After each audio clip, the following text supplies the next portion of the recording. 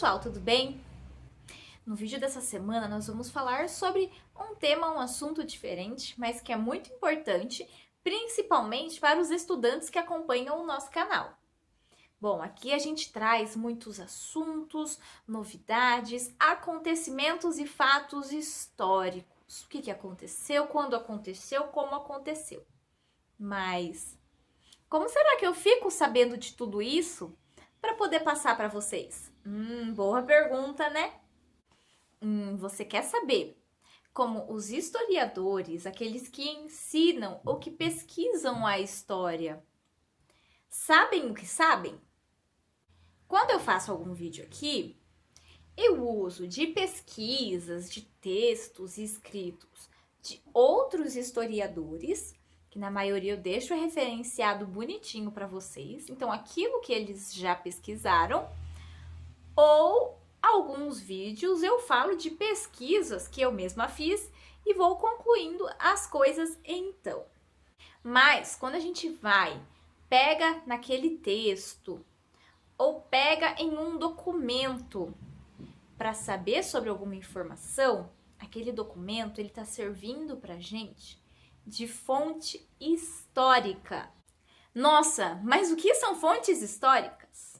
Então, quando um historiador, algum pesquisador vai querer descobrir um pouco mais sobre como viveu algum povo do passado, o que eles faziam, ou como viveu algum grupo, um pessoal que vivia em determinada cidade, ou como viveu alguma pessoa. Eu quero descobrir como meu bisavô vivia, de onde ele veio, o que aconteceu. O que a gente estuda? A gente busca vestígios, algumas coisas que eles foram deixando. Por exemplo, dos homens das cavernas, eles não sabiam escrever, mas a gente tem acesso então às pinturas rupestres que eles deixaram, aos materiais que eles usavam para poder caçar animais, a forma como eles faziam esses materiais, com ossos, com pedra, com madeira. E através disso, nós conseguimos descobrir então o que eles faziam. Pela pintura e por aquele material, por aquele objeto que a gente encontrou, a gente descobre que eles caçavam. Então a gente sabe que o homem das cavernas caçava. E dessa forma, através dessas pistas, como um detetive.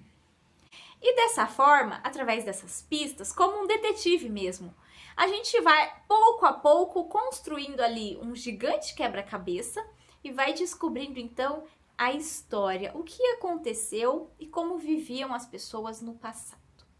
E esses vestígios, essas peças que a gente vai encontrando para montar essa história é o que a gente chama de fontes históricas.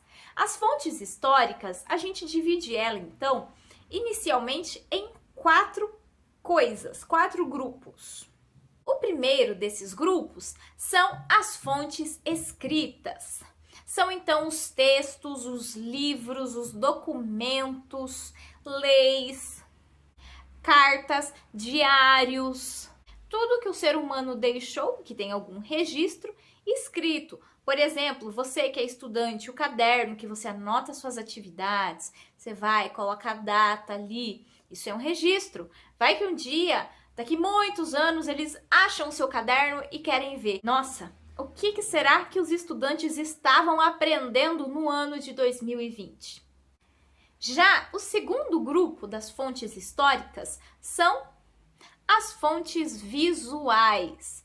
Visual, aquilo que a gente vê, são as pinturas, os desenhos, os retratos, os quadros, como a Mona Lisa de Leonardo da Vinci, os cartões postais e as fotos.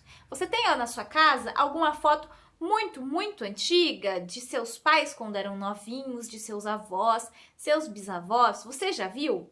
Se não viu, pode perguntar para alguém, porque é bem interessante ter acesso a essas fotos antigas, ou talvez da cidade. Às vezes onde você mora, há 50 anos atrás, era totalmente diferente da forma que é hoje. E é bem interessante, então, poder aprender um pouco mais sobre isso. Já o terceiro grupo das fontes históricas são as fontes orais. Oral, da oralidade, aquilo que a gente fala.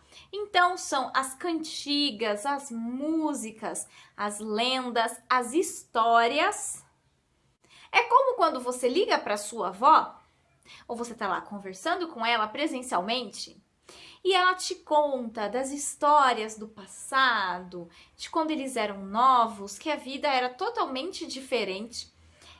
E ela conta as histórias da juventude, de quando ela era criança, ou ela conta uma história que é muito importante para sua família.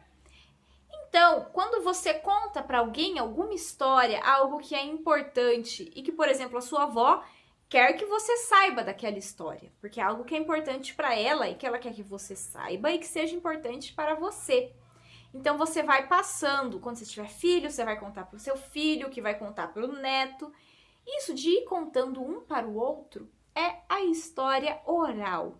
Tem culturas que contam falando, conversando, tem culturas, por exemplo, os povos africanos, onde nós temos a presença dos giros, que são então pessoas responsáveis por passar a história daquele povo através da música. Eles fazem então as músicas, as cantigas e cantam então aquela história para que ela fique gravada na cabeça, então, na mente dos mais novos. Já o quarto grupo, então, das fontes históricas são as fontes materiais. Material, tudo aquilo que a gente pode pegar, que é material. Como, por exemplo, uma mesa, uma cadeira, uma caixa de joias muito chique encontrada dentro de algum castelo medieval, ou até mesmo esse celular ou computador com o qual você está vendo o vídeo. Isso mais para frente, quando já a tecnologia for totalmente diferente, pode ser estudado. Pode ser então uma fonte histórica para saber como nós, agora, no ano 2000, nos comunicávamos. E na divisão das fontes históricas, nós temos também a divisão dos bens. Bem, aquilo que a gente tem, que a gente possui, isso que as pessoas têm, então é um bem, algo que elas têm, que é importante e que elas querem preservar. Os bens, eles são divididos em dois grupos, que tem mais divisões dentro deles. São os bens materiais, tudo aquilo igual às fontes materiais que a gente pode pegar. E dentro dos bens materiais, aquilo que a gente pega, que a gente vê, a gente tem os bens imóveis, ou seja, que não saem do lugar, como uma casa, uma construção, um prédio, um sítio arqueológico onde os historiadores e arqueólogos fazem pesquisas. Eles até podem levar o objeto da pesquisa ali, o fóssil, os ossos, para algum laboratório, mas o sítio arqueológico vai continuar lá, imóvel. Temos também os bens móveis, aquilo que a gente pode mover, como por exemplo numa biblioteca, onde você tem vários livros. Se alguém quiser pegar toda aquela biblioteca e mudar de lugar, ele consegue. Ou, por exemplo, um museu. Tudo aquilo que está dentro do museu, as estátuas, as pinturas, os fósseis, são bens. Só que são bens que, se você quiser mudar para outro museu, para fazer uma exposição, você consegue. Fotografias, coleções gigantes de fotografias também são bens, mas se você quiser levar para outro lugar, você consegue. Estes são, então, os bens materiais, mas nós temos os bens que são imateriais, que não é matéria, que não dá para pegar. E o que será que é um bem imaterial? São os saberes, as coisas que o ser humano, que os grupos sociais sabem, o ofício, as profissões e as formas de fazer alguma coisa, o modo de fazer. Alguns bens imateriais também são considerados patrimônios culturais, algo que pertence àquela cultura, que é característico dela e que vai existir, então, eternamente. Como, por exemplo, em Minas, nós temos o queijo canastra.